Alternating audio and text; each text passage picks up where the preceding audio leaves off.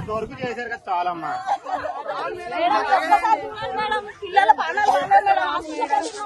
చిన్న చిన్న పిల్లలతో ఉన్నారమ్మా. ఇంతవరకు జరిగింది ఇచ్చారు కాబట్టి కట్టుకున్నాం, కట్టుకోం కదా.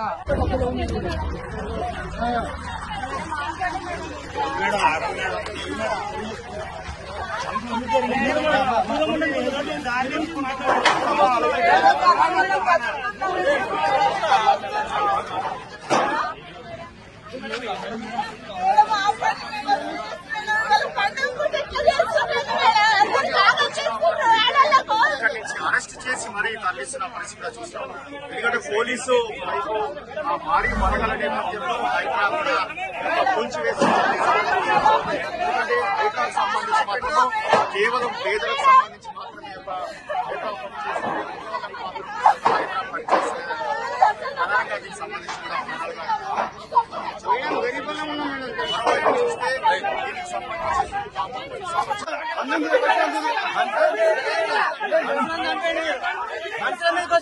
చూస్తే దీనికి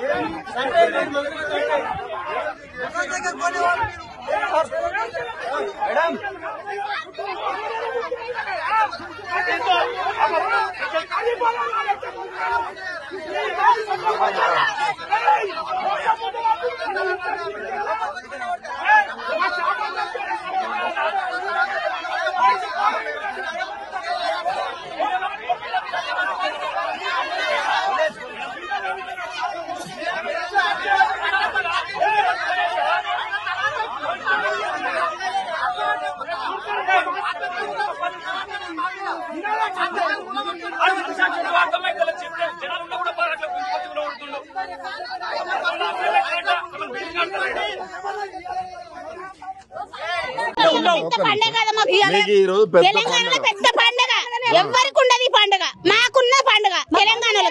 మాకేది పండుగ? శివాల మీదనా పండుగ? మాకు చాలా పండుగ. ఇల్లు కూలిపోయింది, అన్ని కూల కొట్టిరు కదా. ఇంకేంది పండుగ? మాకు పండుగ లెక్క ఉందా అన్న? ఉందా పండుగ లెక్క ఉందా? ఇళ్ళ పట్టు చీరనా? ఇక చీరలు కట్టుకొని తిరుగుతున్నాం. చెల్లెలో అని బిడ్డ అని పెళ్ళాము ఇదే చీర కట్టుకుని తిరుగుతున్నాం. పట్టు చీర ఇవాళ అదే కట్టుకున్నాం కదా. అడిచిన చీరనే కట్టుకున్నాం. బతుకులో ఉన్నాం మేము. మా శివాల మీద నడుస్తున్నాడు. పేదల ప్రభుత్వం అన్నారు, పోయి రేవంత్ రెడ్డిని కలవపోయారు. ఎట్లా ఉంది ప్రభుత్వం? రేవంత్ రెడ్డిని కలవనికే పోవాలనా? మేము పరిపాలన 2500 అన్నది అవి ఇస్తలేరు. ఏమి ఇచ్చిండు మాకు? ఇంత తిప్పాల పడుతున్నాం. ఏమొద్దు మాకు, ఉన్న ఇల్లు చాలు. ఇల్లు చాలు మాకు, ఏమొద్దు. ఇంకా మాకు కేసీఆర్ ఉన్నప్పుడన్నా మేలు చేసి రైతు మీకు ఇందిరమ్మ ఇల్లు ఏదే లేదు. మాకే ఇల్లు లేదు, ఇల్లు లేదు. రేకుల ఇల్లుకి దింపుకొని పోయారు. వీటికి 5 లక్షలు ఇస్తామని దింపుకొని పోయారు. ఇవే అవి కూడా రాలేవు. మరి జాగన్ ఉంది కదా మాకు.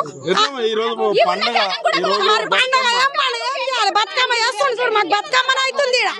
ఇదే బతుకమ్మ మాకు, ఇంకేముంది? ఇదే బతుకమ్మ. ఏం చెప్తారమ్మా రేవంత్ రెడ్డికి? ఏం చెప్తారు? ఏం చెప్పమని దండం పెట్టి ఊరుకుంటాం. ఏం చెప్తాం? ఇంకా హైడ్రా తీసుకొచ్చారు. హైడ్రా మన్ను వాడ మమ్మల్ని చంపుతున్నారు. చంపేమని అక్కడ ఏమైనా చేసుకొని చంపమంటే వస్తాం. మరి ఇంకేముంది? నోటీస్ ఏమి ఇవ్వలేదన్నా. నోటీస్ సడన్ గా సండే రోజు వచ్చారు. ప్రొద్దున 7 గంటలకు వచ్చారు. ఇక్కడ బస్సు మొత్తం నల్లమట్ట. మేము 2-3 నెలలు 3 నెలలు కరెంట్ బిల్లు ఇన్కమ్ ట్యాక్స్ కట్టకపోతే జీతాలు రాదు. రోడ్ల మీద వచ్చి ధర్నాలు చేస్తారు. ఈడ వచ్చి గోరు గరీబ్ పండగ పూట ఇల్లు కూలింది.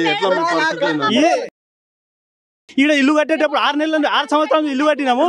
6 సంవత్సరాలు ఎప్పుడు వస్తే 1000 రూపాయలు 500 గురించి ఆశపడి ఈడ వచ్చి రూపాయలు అంటారు.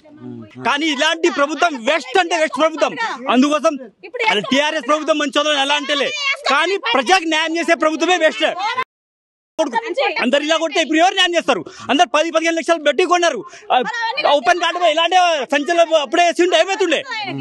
ఈ కంచులు అప్పుడే వేస్తుండే కబ్జాలు అవుతుండేనా? పండుగ రోజు బతుకమ్మ బతుకన్నా ఏం లేదనా. ఏం బతుకమ్మ మా బతుకు అయిపోయింది అంతే. ఇదే కంచులు ఓపెన్ కార్డు ఉన్నప్పుడు కొట్టే సేమ్ ఇల్లు కొట్టుకొని ఉండేవాళ్ళమా? ఇదే పాయింట్ నోట్ చేయండి మీరు. ఇల్లే ఓపెన్ ల్యాండ్ ఉంటే రేవంత్ రెడ్డికి ప్రధానంగా మాకు న్యాయం కావాలన్నా. మేము ఈ బస్సు కాల్ చేసే ఒక ప్రసక్తే లేదు.